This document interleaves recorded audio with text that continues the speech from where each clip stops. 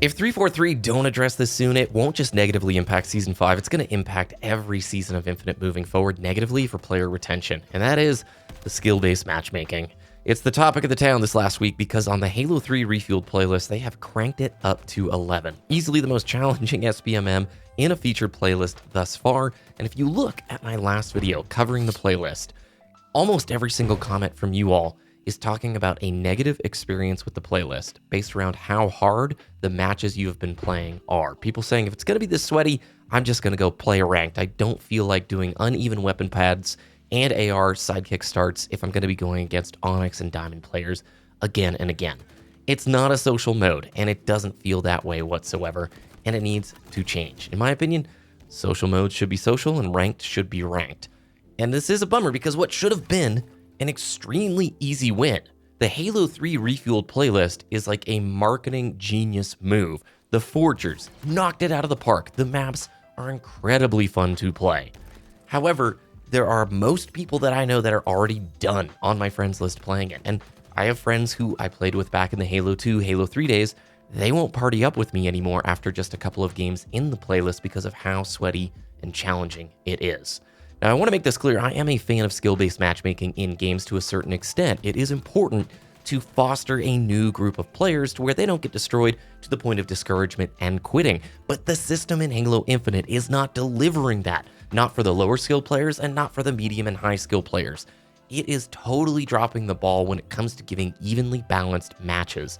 Instead of the matchmaker saying, okay, you're a good player, I'm going to find two teams of equally skilled opponents, it will then quickly find low skill people on your team where it's like, well, if you want to win, judging by the algorithm, you probably shouldn't win this game. But in order to ensure that, I'm going to give you really bad teammates. So you have to carry massively to even have a shot at winning. And you've seen this if you watched other content creators. I've talked about it here, shown off games with like 35, 40 kill slayer matches, and you still lose. And it's very clear that the algorithm was saying, nah, you needed to lose that. I'm going to keep you at that nice 50% win rate. I don't like that. I would have rather just waited longer, fought hard, had two evenly matched teams. I'm not a designer, but I feel like we have experienced in the past systems that worked more effectively. Even if you look back at Halo Infinite Season 4, it was much more relaxed. Squad Battle is a great example. That playlist, well received, incredible maps, and a lot of fun. And in Season 5, what did they do? They tuned everything up. It's not as enjoyable, it's really sweaty, and I'm not against having to work for the wins. What I'm against is being put into matches where it clearly feels like you are destined to lose because the system has already predetermined it.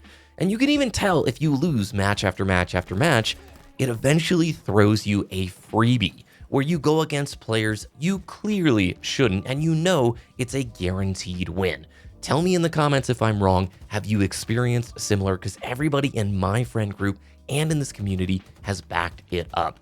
I don't think the game should punish you for doing well. It needs to change. I mean, think about this.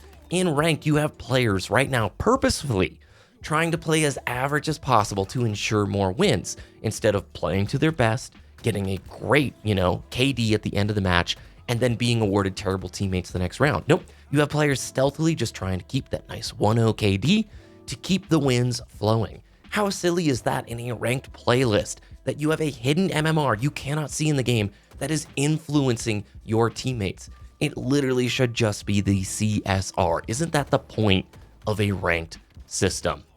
And Smurf accounts are still happening.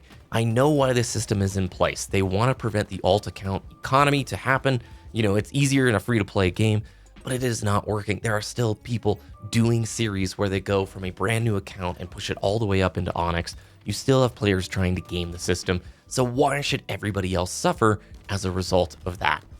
Now, I remember Halo 3, and I still hold it up on the pedestal as a great example. In the social hoppers, you're going to get a social experience.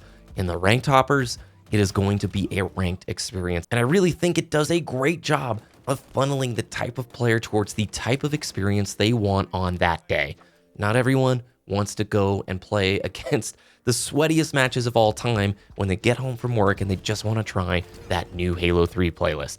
And then other times you do want to come home and battle it out and give it your best over in ranked. And the system we have right now is just the worst of both worlds. So I really do hope we hear from 343 on this. Sound off in the comments. Let's keep this conversation thread going. I think there is finally enough momentum that we may see a blog or a tweet or some sort of update on it, because in my mind, maybe it's just anecdotal experience, it is not feeling like it should. And what should have been a killer, easily well-received, featured playlist is now kind of marked by this instead. Thanks for watching. If you enjoyed, let me know. Drop your comments down below, and we'll see you in the next video.